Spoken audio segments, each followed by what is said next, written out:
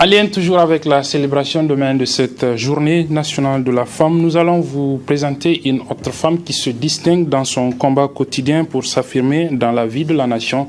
C'est une première, elle s'appelle Kadi Jubo. Pour s'affirmer davantage, elle a décidé à elle seule de créer son propre village et le village porte son nom, Kadi Kwara, le village de Kadi. C'est un village qui est situé dans la commune rurale de Kirtachi, c'est dans le département de Kolo. Le portrait de cette femme et donc de son village, c'est toujours avec Harriet Assala. Dans cette maison, située en plein cœur d'une zone enclavée de la commune rurale de Kirtachi, vit Kadi Munkaila, une femme solitaire bien décidée à inscrire son nom dans l'histoire. Pour se forger une adresse, elle a baptisé sa maison Kadi Kwara ou la résidence du Kadi, située à 85 km de Niamey et à 15 km de Kirtachi, dans le département de Kolo. Âgée de 56 ans, cette orpheline mère de 2 garçons était installée ici en 2005 avec le soutien de son oncle qui lui a donné le terrain.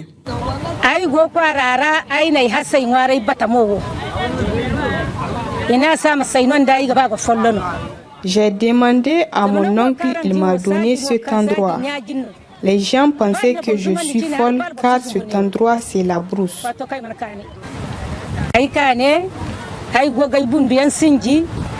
J'ai construisé ma maison quand le chef de canton de Kirtachi en passant m'a vu et me demanda ce que je faisais dans cette brousse.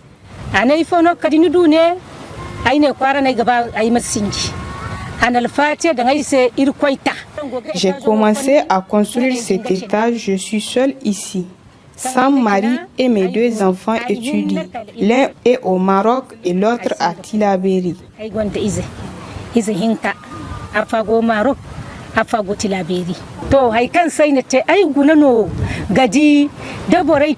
J'ai décidé de créer mon propre village car c'est du jamais vu chez les femmes.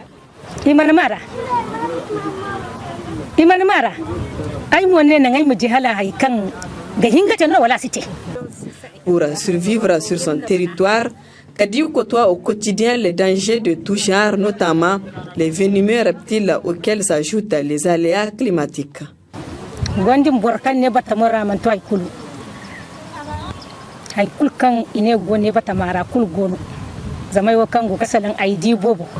Par le passé, je vivais avec des serpents et autres mystères. J'avais l'habitude de dormir dans la même chambre avec les serpents et les tuer au petit matin.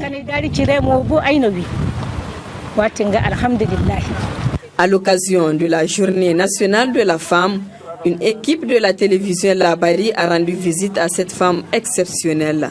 Contrairement à ce qu'on peut penser, Kadi n'est pas une paria. Nous l'avons retrouvée baignant dans la chaleur humaine d'un groupe de femmes des villages satellites qui voient en elle une vraie philanthrope. Les enfants apprécient beaucoup le service que leur rend Kadi.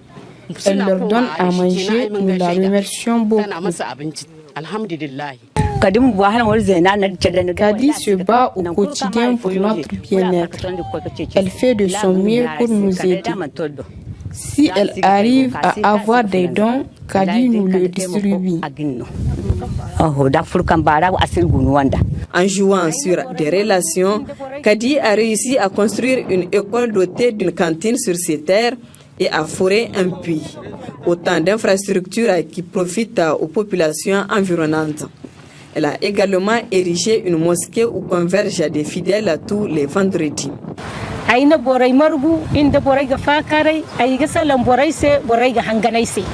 J'ai rassemblé les populations environnantes, on causait. Elles m'ont dit qu'elles veulent une école et je me suis armée de courage pour voir la création de cette école. J'ai construit cette mosquée qui draine plusieurs fidèles musulmans pour la prière de vendredi.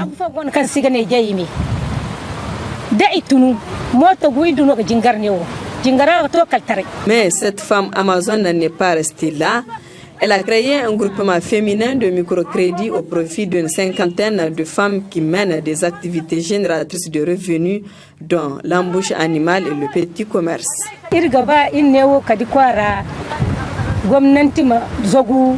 Je demande au gouvernement de penser à nous, surtout les Peuls et les Touaregs qui sont aux alentours de Kadikwara, parce qu'ils souffrent énormément. Moi, c'est pour ces populations que je suis en train de lutter. Par rapport à l'école aussi, je demande le soutien de tous. Voilà, c'était donc le portrait de cette femme, Kadi Munkela et non Kadi Jubo, chef de village, un village qui porte son nom et qui est situé dans la commune rurale de Kirtachi, c'est dans le département de Kolo. Je n'ai jamais vu une femme créer un village. C'est pour cela que j'ai essayé. Et le bon Dieu m'a aidé pour la première fois au Niger. Bienvenue à Kadikwara, de 85 km de Niamey, le village que j'ai créé.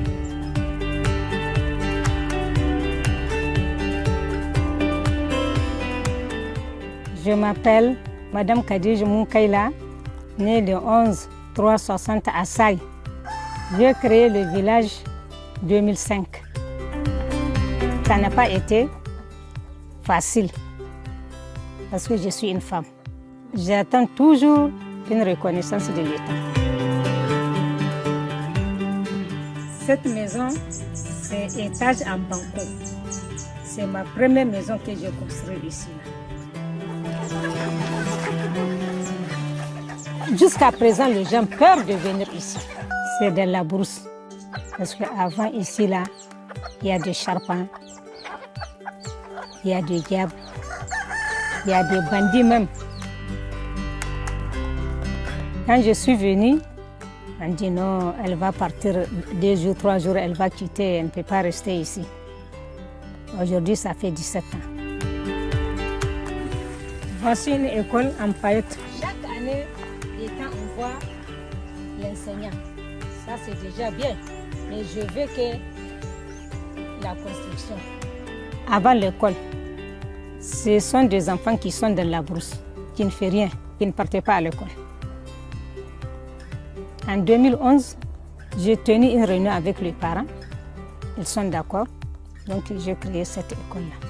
Actuellement, il y a 35 élèves.